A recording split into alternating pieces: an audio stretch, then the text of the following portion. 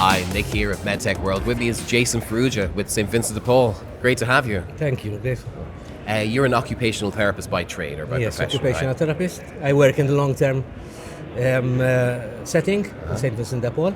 But you've been using your occupational therapy skill combined with your other skills in like Yeah. 3D graphics, etc. You're creating products that can change the You world. You can say I'm the type of person that if I have an idea, I have to put it instead of on paper. I put it on graphics. So I built, like I mentioned before, we were talking before, this dynamic splint with sensors and Raspberry Pi Right, for collecting data, And yeah. the idea is to obviously do the job of the dynamic splint, especially when a patient who has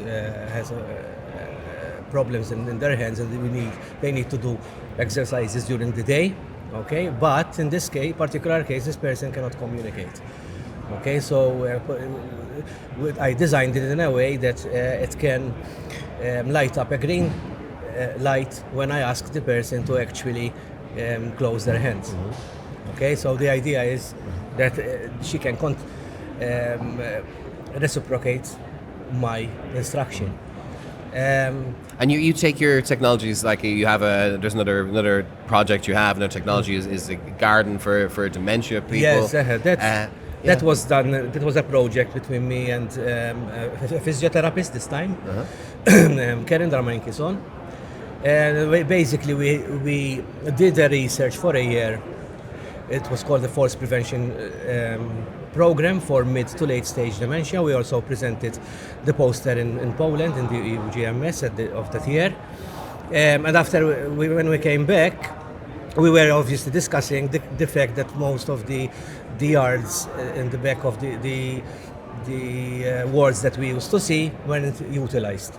And obviously we spoke to staff, we spoke to relatives, we assessed and saw the issues with the environment.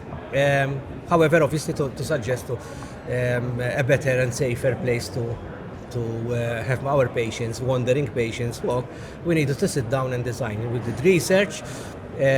I took photos of the place, used my 3D skills, okay, 3D modeling, and I modeled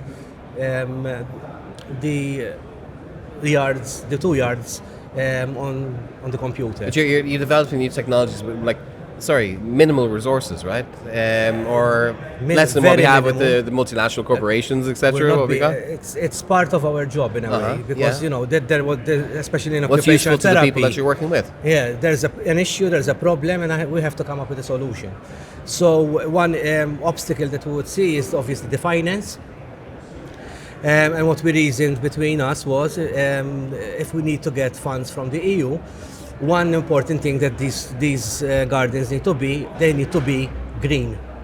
Because that's where the funding there's is, green, right? there's the funding. So the way we designed the garden is that basically the therapeutic aspect of it, we have each and every section, there's research and background, documentation, articles and whatnot.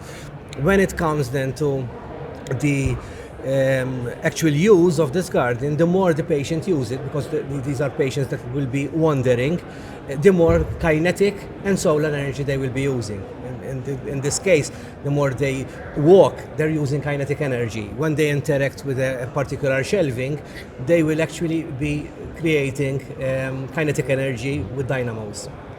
So we also thought about the costings, and most of the most expensive parts are obviously the floor, which every time you walk it generates kinetic energy, and these small dynamos. Okay, obviously the solar panels, it's an investment because it takes up to 22 solar panels on each garden. Okay, they last 20, 30 years. Exactly. So. But the main goal, as both of us as researchers, was to send a message back to the EU that when it comes to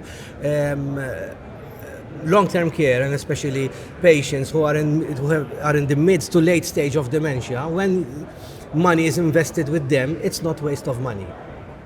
It's not they're going to invest money and there's not going to be return. What we are suggesting is that if you build smart environments and liaise, especially with us professionals that have direct contact with these patients, we can come up with very good ideas, as much as an architect can do.